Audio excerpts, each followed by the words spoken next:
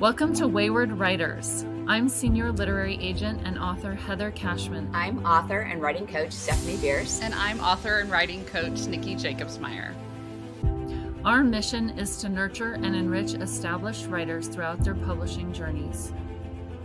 We welcome all genres, age groups, and publishing paths through video podcasts, online webinars, in-person retreats, and more.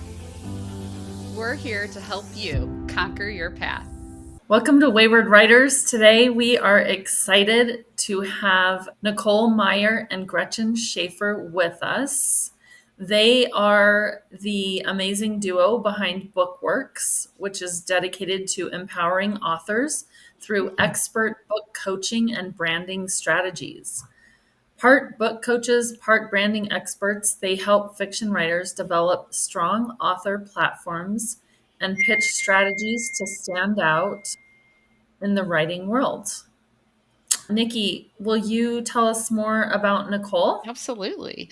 Nicole Meyer is a certified book coach and author of 4 upmarket novels, including The House of Bradbury, The Girl Made of Clay, The Second Chance Supper Club, and City of Books. Her books have been recognized by Booklist, Refinery 29, BookBub, and Pop Sugar.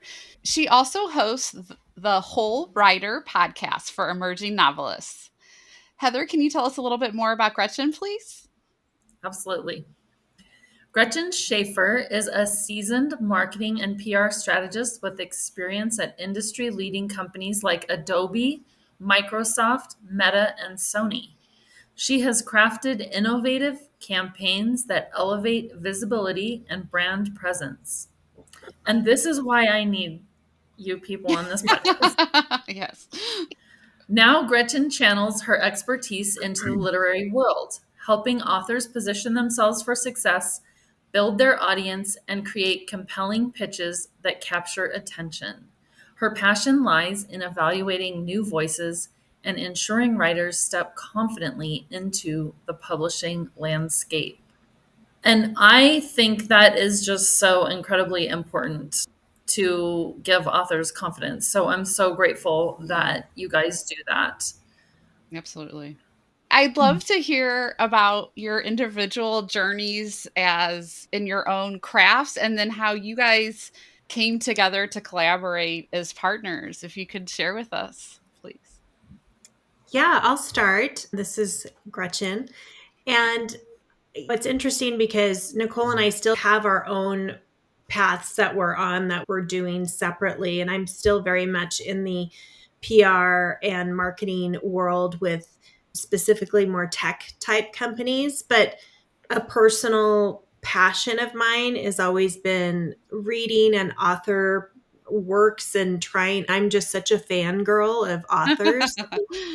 You all have the hardest job of writing the story and getting that out there. And just over the years have always wanted to do something in that world. And Nicole and I have been personal friends for a long time and have always shared what we're working on. And then over the last couple of years have figured out how we can collaborate and develop bookworks where we each take our own unique skill set and help authors build their platforms and also do some querying strategy for new authors as well. So we really just figured out that there is a hole in that market of once you write a book, what do you do then? And how do you build an audience that's in a really thoughtful, authentic way? So we've partnered our abilities and are taking that and working with authors across genres and helping them to really develop their platform.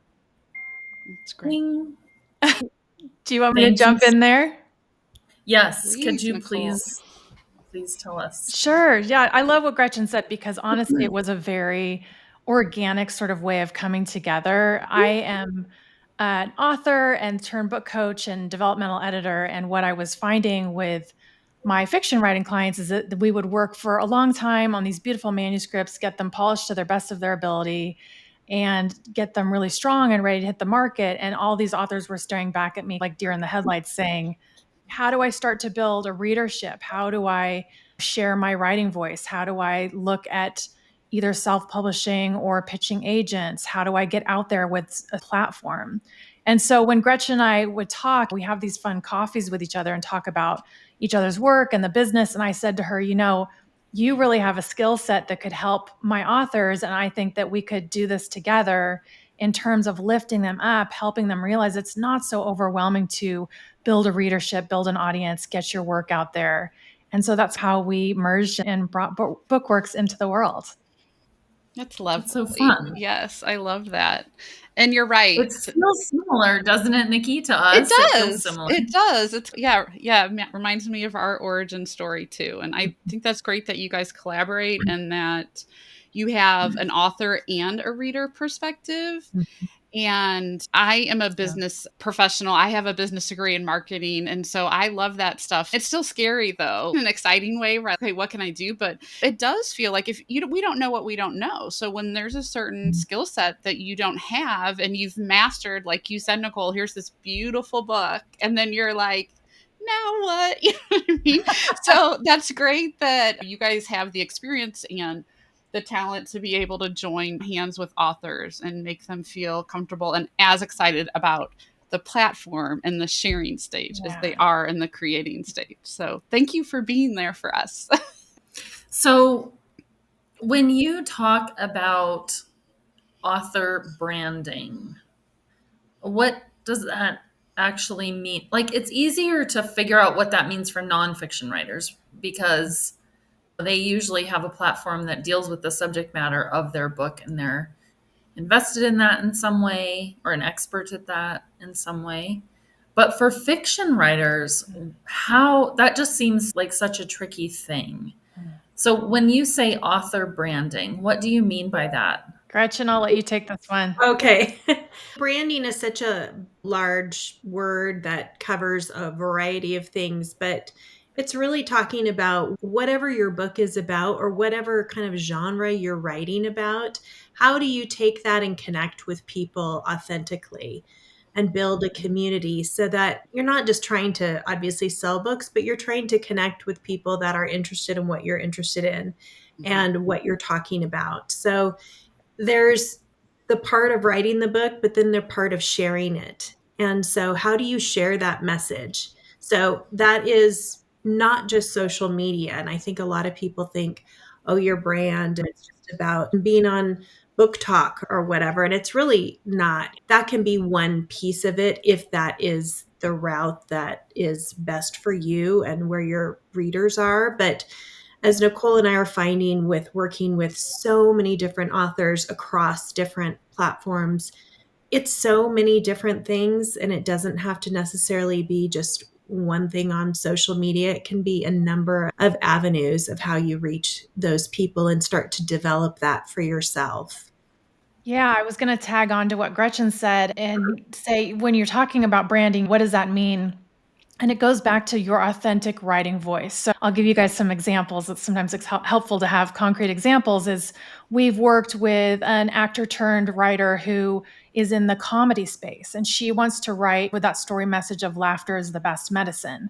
So her brand, so to speak, is about sharing humor, but also some hard life truths and some healing along in that. And so she's not going to be sharing things that don't relate to that on her platform, because what happens is you want to really tell people, this is what my story is about. This is what my author voice is about. And those who feel like it resonates with them will come to you. So if she's writing about healing and humor and getting through the hard parts of midlife, she's not really going to be reaching people who are just toddler moms or people who are looking for something in sci-fi or people who are looking for deep romantic stories. Really, that is her brand, so to speak.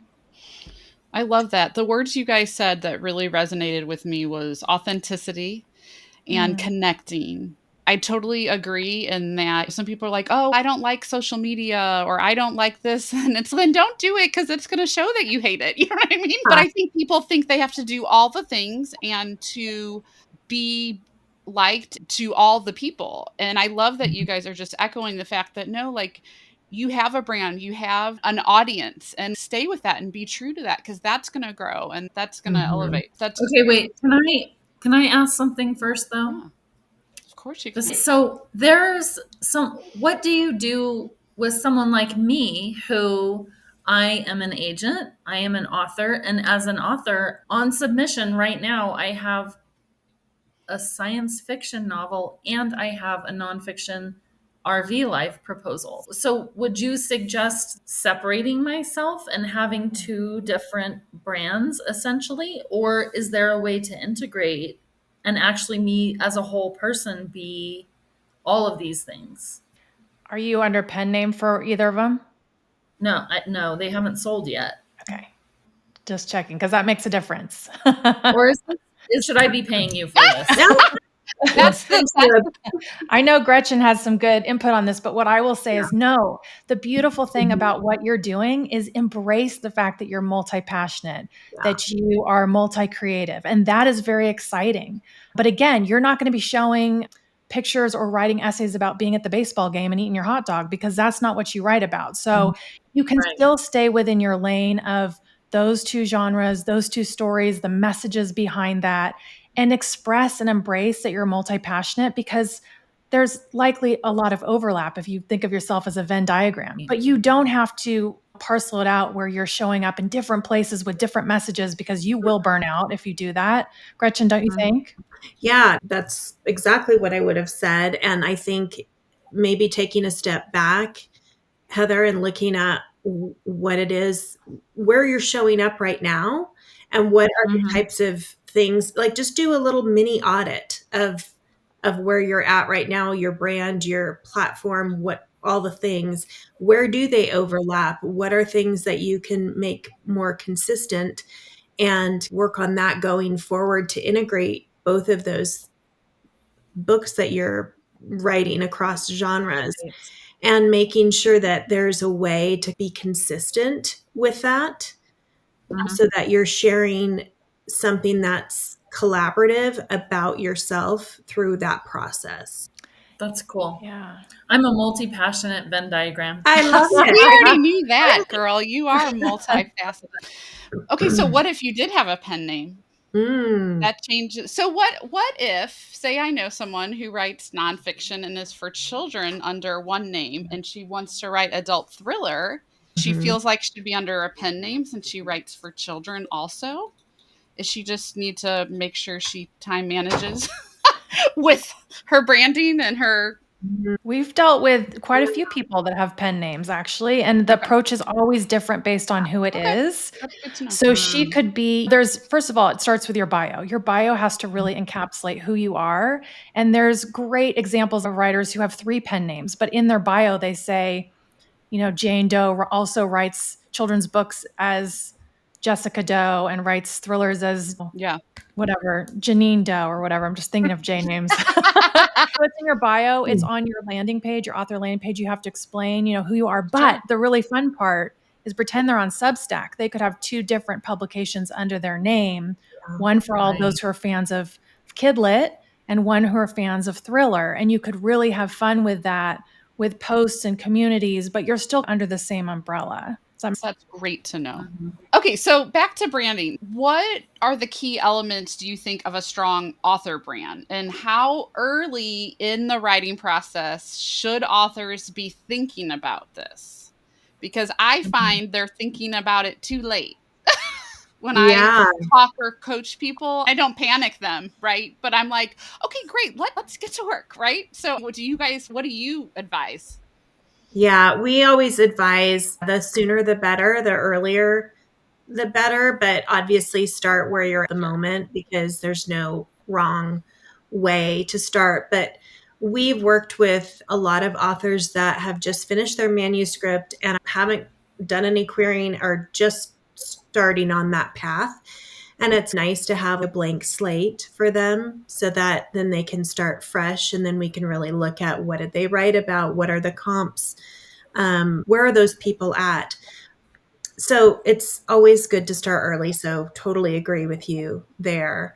And I think there is a process in which to start. Nicole mentioned this earlier. Like, the first thing is looking at your bio. Like, what is your bio? Not just the lengthy author bio, but just what is that 2-sentence or 1-sentence description of who you are as an author that is on your socials or anywhere people can find you. I am an author writing blah, blah, blah. There's so much that in that one sentence about who you are and what you write about that can really connect with people. So maybe we start with that. Mm-hmm. And like I also mentioned earlier, just look at what you have right now. Do you have any type of platform? Maybe do a quick audit of that and see what's working and what's not. And then there's like a whole kind of methodology that we do to help people really develop their platform. Nicole, Wow. anything I'm missing there that you would add? No, believe it or not, a blank slate is a superpower because there are people out there who have been writing, maybe they're on book 4 and their sort of messaging and platform is a little murky, but a blank slate is actually very exciting because you don't have to unwind anything. You're just starting fresh. And I would say, in addition to what Gretchen said, start by connecting before creating content. So connect with people that you feel like are your community. Support them, like them, lift them up, start a dialogue, because what you want to do is build community in multiple ways, not just here I am, who wants to follow me? No, you want to start connecting and then thoughtfully and intentionally thinking about what do I want to put out there to share with my community? Yeah. Wow. Yeah, I love it. Mm-hmm. That is what we're trying to do too. So I have heard this said many times, and I guess it makes me feel a little uncomfortable because I am, as we did our last podcast, an introvert. I've heard marketing people say that you are your brand, and like we're all about core values and things like that. I know my core values, which is one of the reasons that I could say to my husband in 1 minute, yes, I want to live full time in an RV. And I think knowing your core values is really important. But how can a writer's personal journey or values, how do you let that shape their brand without letting that take over their brand instead of promoting their work or their books? Yeah. That's, such a great and loaded question to Let's ask all and start. pause for a moment. No, it's great because I know what you're saying because I am also an introvert. So I get where you're coming from that. Where I think people feel like they have to I have to do my brand and I have to do a platform and they have to be everywhere all at once and or on all the different things and talk about their book. And that's, I guess, the great thing about if you're an introverted person that has a very clear idea of who you are and what your values are. I think that's great because you can scale back to who you are and what makes sense for you. So you need to take a look at when you want to connect with people that would read your work, but that might mean just doing one small thing to connect with people. So if you're starting out and you don't know what to do, maybe you do some self-reflection on what is that outlet? What is that vehicle? Is it your own? Do you have a website and you want to connect with people there? Is it starting a newsletter at a very small scale? Is it joining a writing community? Or they can be small things that are connection instead of, oh, I have to be everywhere and promote. And that's not really the case. Or that's certainly what we find to not be the case and not make it overwhelming for people. I know I'm all over on that, but there's a lot to go over No, there. it's Yeah, I would add to what Gretchen was saying too is think about your buckets. You Yeah. want to stick to your core values. You want to stick to your vision. You want the people who are in your community to have the same values. They want to be aligned with them. And so if you said, I don't want to share everything about my personal life, I certainly don't want to have to do the hair and makeup and show my face on video every day. Great. Maybe that you pick 3 buckets to draw from. One are the books you're loving and reading right now. And if you're doing a blog, you write about them. If you're doing Instagram, you take a picture of those books. So you're not really dancing and showing yourself on video. Another thing could be I want to write about my story message or the types of books I'm writing and what inspired them. Again, you could take a snapshot of just your desk, or you could just write about it in a blog or a newsletter. And another thing I was going to say is an example that just popped into my head is I follow somebody on Substack who only posts pictures of his dogs. I have no idea what he looks like, but the messaging that he has in his newsletters and his captions and his notes is so endearing. And it is about the everyday struggles of life, but he's showing it through his dogs. I love him. I will follow everything he writes. I have no idea who he is as a person, but that is him creating a boundary, saying, I'm not going to show you me, but I'm going to show you my message and what's important to me. Wow, I love that. That's a good example. Yeah. That is such a good example. And does his dog in line with what he writes? Does that make sense? Okay, I love that. So it's this cohesive living thing. And that's, I think, where the authenticity and people are like, I want to be a part of something positive and living, even though you're talking about your struggles, it's how he's approaching it, right? How he's approaching life that's real, that's positive. So that's awesome. Yeah. I'm gonna let my dogs know they need baths. they're going live.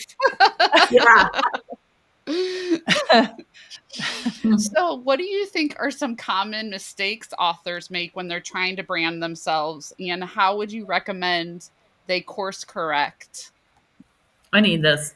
Oh, I think I said this earlier, but one thing that we always come back to is don't try to be everywhere all at once. Try to just do something small and consistently and try that first. And then if out into other vehicles, that's great, or if that feels right to you. But we just worked with an author who is a published author who had a huge audience in some different social media outlets.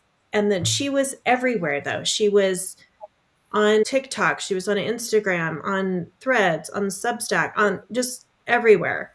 And she was so burned out because it was too much. And she was doing different things for each vehicle because of the audience. And she wasn't being consistent. And she, even though she had this following, she just needed to stop doing that, take a step back, look at what she's talking about, what she's writing about. She writes about historical women in fiction. She's really writes some amazing things. And she just decided to like let go of a few of those places and just, this isn't serving me. A hard crowd, the feedback is, it just was not working.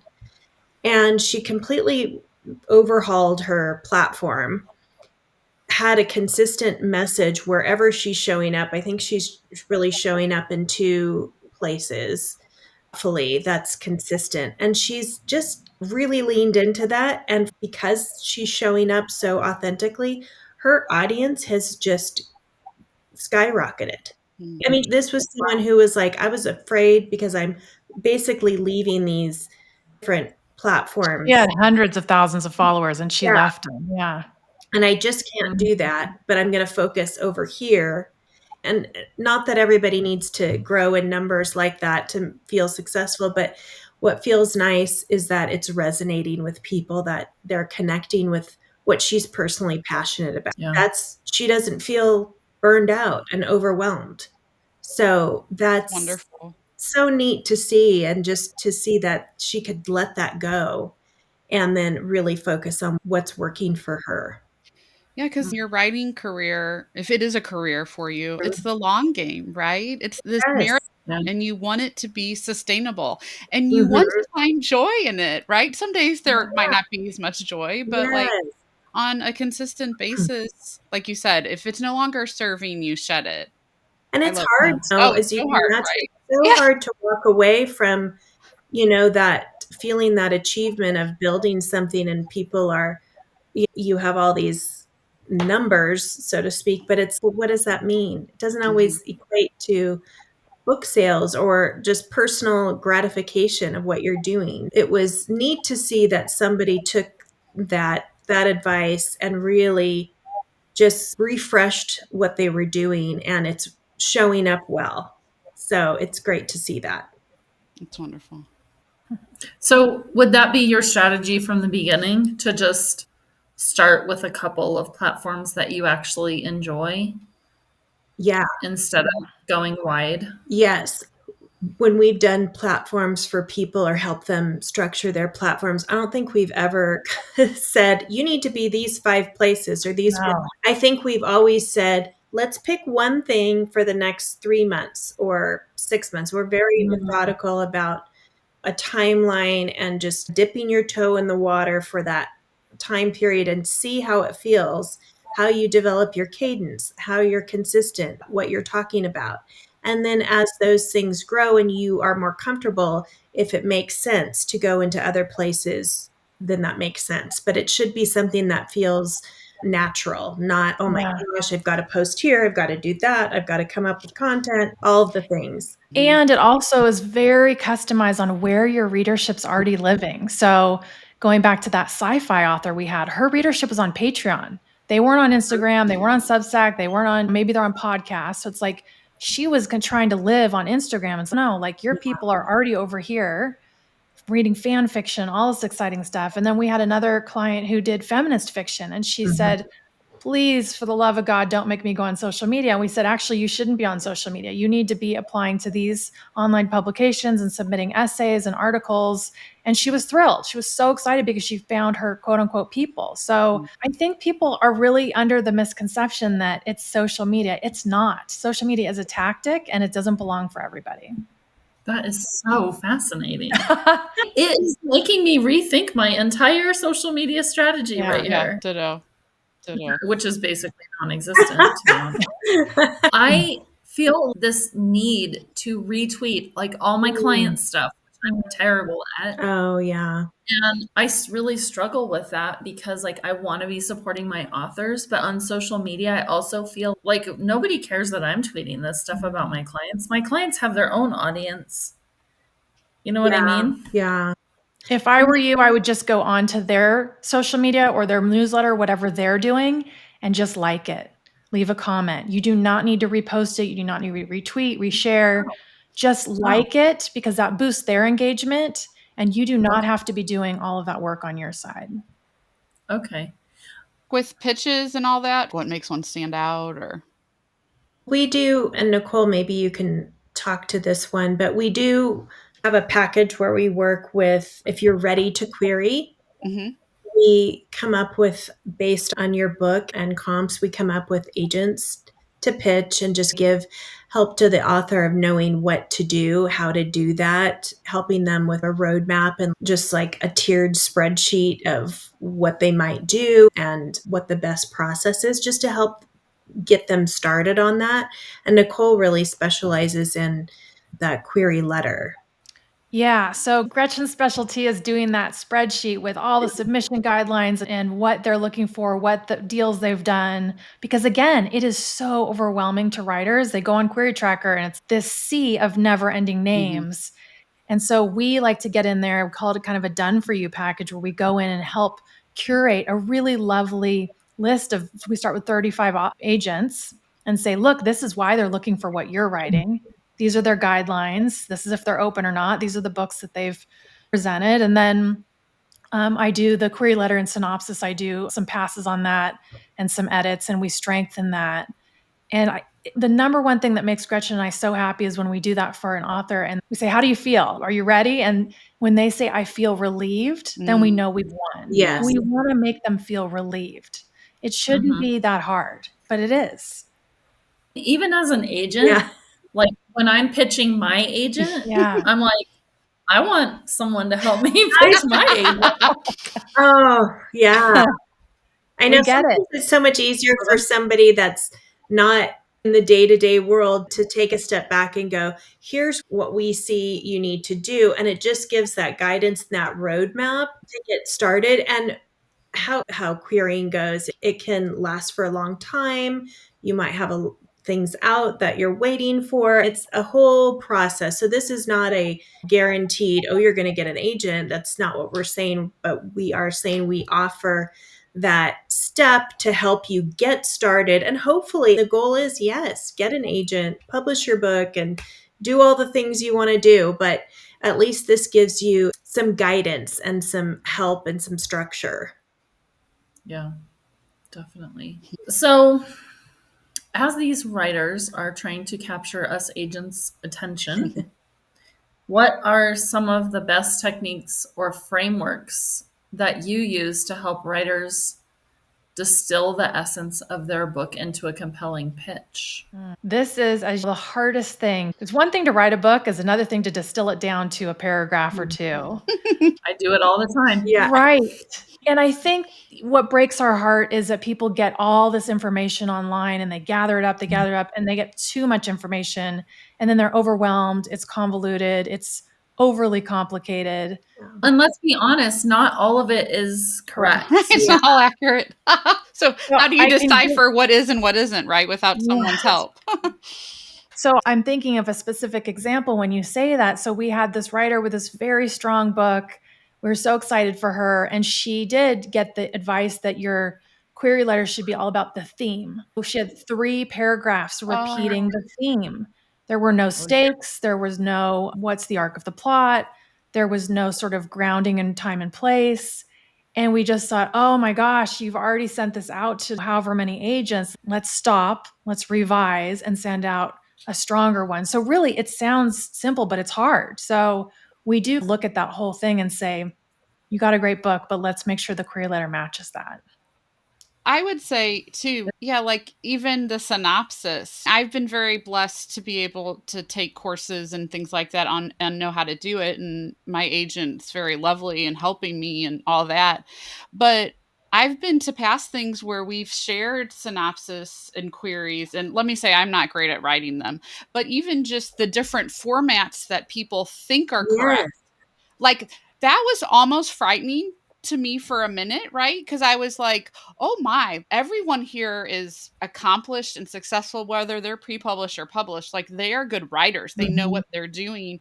And it just made me realize how much info there is out there and how it can be really frustrating, right? Because you don't know which way to go. And then you start second guessing yourself. I sent it out this way. Does that mean all those passes were because they were like, she doesn't know how to write a query or she doesn't know how to write a synopsis, right? And then you start to do that mind games, right? That's all that whole mental part of writing. So I love the idea of coming to you guys and just like zeroing in on professionals like you all that have this expertise of what you do and not listening to the outside banter when you have the track record to help authors do it the correct way without feeling so overwhelmed.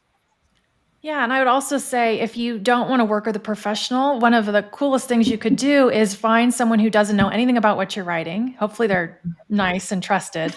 And say, hey, I'm going to read you a paragraph, have you read a paragraph I email you, and then tell me what you think my book is about. And if they can't tell you, then you know that's a red flag and you have some work to do. That's a great idea. That's a great idea. And there are so many examples of jacket flap copy everywhere. Yeah.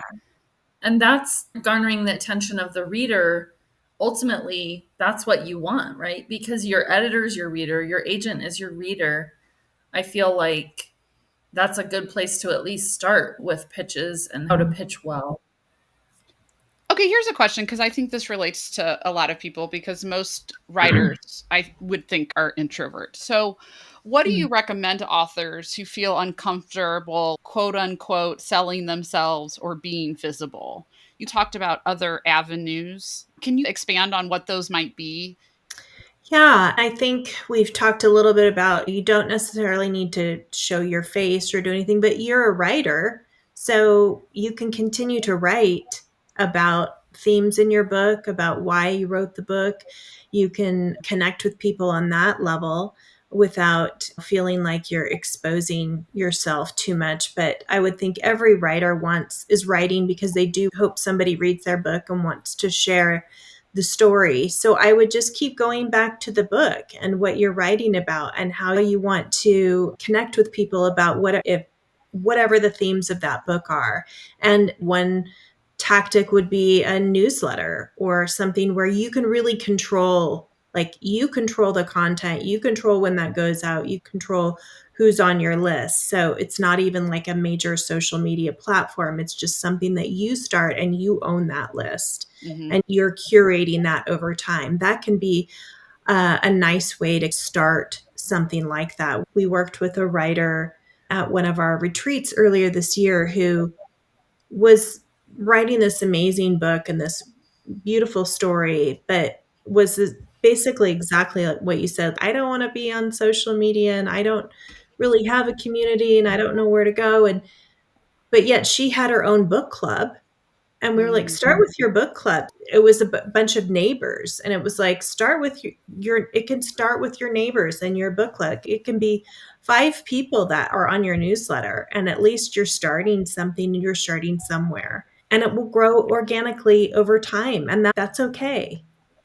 Yeah. And it's also a two-pronged approach, right? You want to build your potential audience, but you want to build your community. So if you're an introvert and you're like, look, I don't like to go to events, I don't like to do a lot of in-person stuff, great. Join a writers association, do an online course, go to a library reading and sit in the back. And maybe whether it's via chat on a Zoom call or it's somebody you meet at the library at a time that you say, oh, you're a writer too. Any chance you'd want to trade query letters and give each other feedback, or any chance you'd want to trade the first 5 pages and give each other feedback. And slowly you're building that community. Mhm.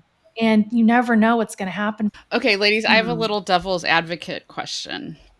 I am a big fan and make myself do it on the regular, at least I try, to get out of my comfort zone, to go up to my comfort zone and step over it because that's where the magic happens. And if I'm not a little scared of my goal or my dream, in my opinion, then I'm not reaching high enough. True or false? What do you think? I want an example. Yeah, no, I know exactly what you're saying though, because I think I'll just speak for myself because I'm an introvert. And I know I can take the easy way, but as long as I'm making forward progress, that feels good to me. Now, if I do a stretch and really go for it, usually I'm happy that I did that. So I think it's up to you individually how you handle those situations because everybody's different. Sure. So I know what you're saying when you're like, okay, I got to do this even though I'm uncomfortable. And it's like that does tend to make you grow. And I think in certain instances, that's important to continue to do. Everybody's different. Oh, for And sure. you just For have to sure. know. I think as we get to know people that we work with, we can suss that out a little bit. Okay, when to push somebody to know, Absolutely. Yeah. I think you really need to try X. Right. And we've had some success in pushing people to do those things too, which is always great to see. So I totally get what you're saying.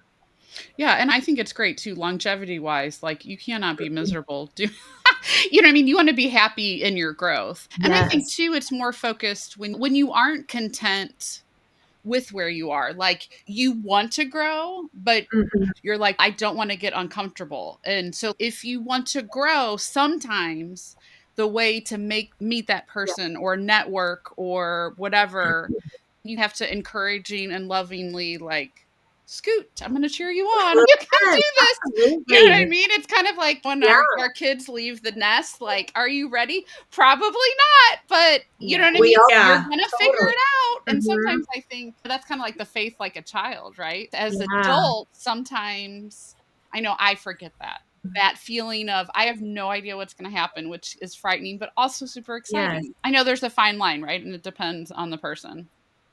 Yeah.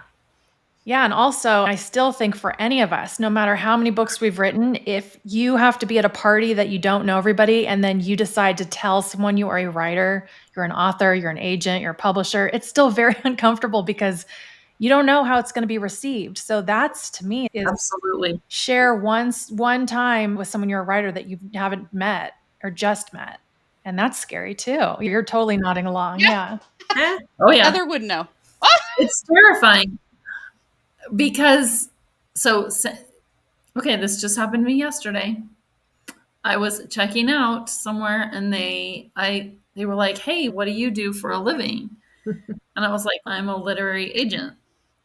They didn't know what it was at first, Yeah. but then when I explained it, they said, "Oh, I just wrote a Yep. book." yeah. Of course they did, Heather. And I was like, "Okay." It's always, and then once they realize, "Oh, like this is the person that I need to Yeah. be." like talking to. It can get very intimidating very quickly, and it can get very uncomfortable very quickly Yeah. because a lot of times people don't actually understand the process or understand what an agent's life is like. And so they're just they're just like seizing the opportunity, which is great. And you're like, I just want my lemons, thank you. You need to come Right. up with another job to be when some days you're just like, not today. Today I am a Right. gardener at the garden center at Home Depot. Yeah. That's what I am today, and I'm good with it. Yes. Yeah. God bless. I get it Yeah. though. I totally get it. And that would be fun to just say, oh, I work in the book publishing industry, but it would take so much time that I'll just let you finish what you're doing. And just I get it because people will definitely dive in. That's very vulnerable. Mm-hmm. Yeah, and like you said, you're wanting to make connections. Like when Heather is wanting to make connections as an author, right? As any of us are. If you want to, this person and I have a lot of core values, I could see them really enjoying. They've said they like the genre I write. And so then you're like, oh, I'm a writer. And like you said, and then you're like, what is going to be the next statement, right? Because you just never know. Yeah. All right. So we have had so much fun with gosh, you guys on, and I'm thinking about all of these things. Let's just make this a little more simple. If a writer can only do one thing this year to move their career forward strategically, what would you suggest they or I focus on? One thing this year. Yeah. Like right now, just if I want to go do one thing to just get myself started, because like we said earlier, you just have to start, right? Yeah. Yeah. You have to start. So if you could do one thing to move someone's career forward, maybe this is too difficult of a question because we're in different places. No, it's But Nicole, what do you think? No, it's not. I know the answer. Yeah, it doesn't matter where you are in your writing career because honestly, we all go through the same things at one point or another. So you're either getting support from someone else, you're lifting someone else up. I'm going to go back a little bit to what we were talking about earlier is I will never forget many years ago, I very carefully and quietly told someone, an acquaintance, that I was trying to write a novel. And I really don't know why I told her that. And she immediately said, I am too. Want to go to a writer's conference with me? And I'd never been. Tingles. I love that. Look I'd at never you been to being a all conference. vulnerable. I love it. Yeah. I'd never been to a conference. I didn't know what it was. And the second I walked into that building, the lobby of that hotel with 300 other writers, I just was like, I have found my people. So I would say wherever you are, share one thing about what you're doing with somebody because you never know what's going to come from it. that is so great. I love that. Yeah. You guys are great. Gretchen, do you have a follow-up to that? Oh, yeah. I have something more tactical than the awesome, sweet story that Nicole shared just from my PR life. But we talked about it earlier, but it is starting with your bio. What is your 2-sentence, who you are as a writer, what you write about, what will make people connect with you? Because you can use that as your little elevator pitch. You can use that anywhere you're at already online. You can use that if somebody asks you what you do. And I think starting there is a good spot to just hone in on who you are as a writer, what you write about. Wonderful. Thank you, ladies, Wonderful. so much. This was so uplifting and Oh, refreshing. Yes, you guys are great. So it's fun to. Thank you. Yes. And amazing. Thank you. And we hope to see you all next time on Wayward Writers. Oh. Thank you for joining us on this episode of Wayward Writers. Let's connect. Find us at waywardwriters.com, X, Instagram, YouTube, and Facebook. See you next time. Conquer your path.